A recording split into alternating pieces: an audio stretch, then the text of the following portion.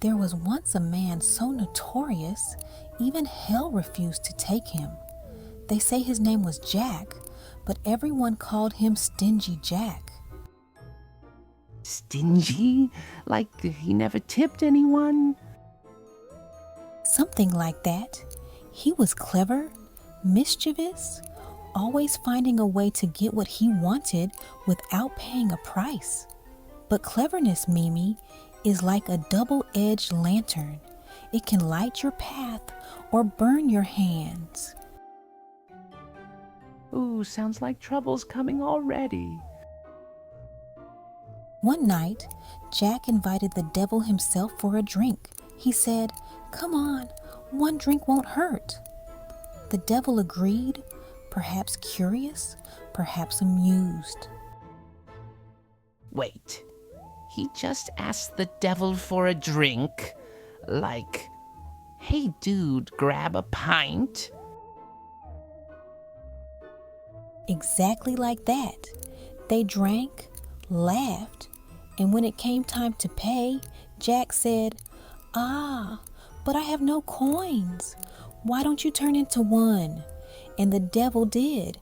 But clever Jack slipped the coin into his pocket, and inside that pocket was a little silver cross. The devil was trapped. Oh no, poor devil outsmarted by a drunk man. For a while, yes, but Jack eventually let him go, on one condition. The devil must not take Jack's soul for 10 years. The devil agreed, vanishing in a puff of red smoke. So 10 peaceful years for Jack? Peaceful? Not quite. Clever men often find new ways to tempt fate. And when 10 years passed, the devil came again. Jack was walking through the woods, his lantern dim, his smile sharp as ever. He saw the devil and said, "Before you take me, could you climb that tree and pick me an apple?" An apple? That's oddly polite for a farewell. Oh, it was a trick, of course. When the devil climbed up, Jack carved a cross into the trunk. The devil was trapped again, unable to climb down. Jack grinned.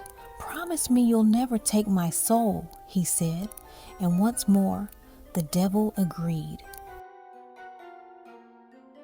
So, the devil never claimed him, but that means when Jack died, neither heaven nor hell would take him. Heaven said, "You've lived a life of deceit." Hell said, "A deal is a deal." And so, poor Jack was left to wander the darkness between worlds. He begged the devil for a light to guide him. The devil, perhaps out of pity or perhaps amusement, tossed him a single ember from hell's fire. Jack placed it inside a hollowed turnip, and from then on, his lonely light roamed the dark hills. People saw that glow in the fog and whispered, "There goes Jack of the Lantern." Jack of the Lantern. So the first lantern wasn't for decoration, it was a soul's light. Exactly, Mimi. A light for the lost. A flame that says, "I may wander, but I am not gone." But how did pumpkins come into it? Turnips sound so tiny. When the Irish carried Jack's tale across the sea to America, they found pumpkins, big, bright, and full of warmth. They carved faces into them, placed candles inside, and each glow became a tiny echo of Jack's wandering light. Over time, the story changed. What was once tragedy became celebration. People lit their own lanterns to welcome spirits, to remind themselves that no darkness lasts forever.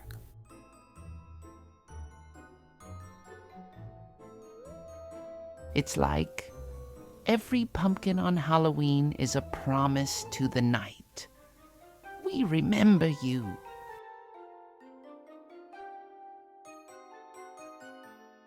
Yes, and maybe, somewhere, Jack smiles every time one is lit. He's no longer a trickster lost in the dark, but a guide, lighting the way home for others. Then next time I see a jack-o'-lantern, I'll say, "Hey, Jack, thanks for the light." He would like that.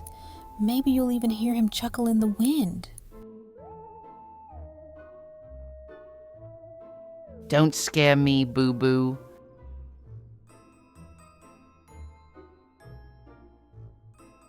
Only a little. After all, stories are meant to keep the dark company.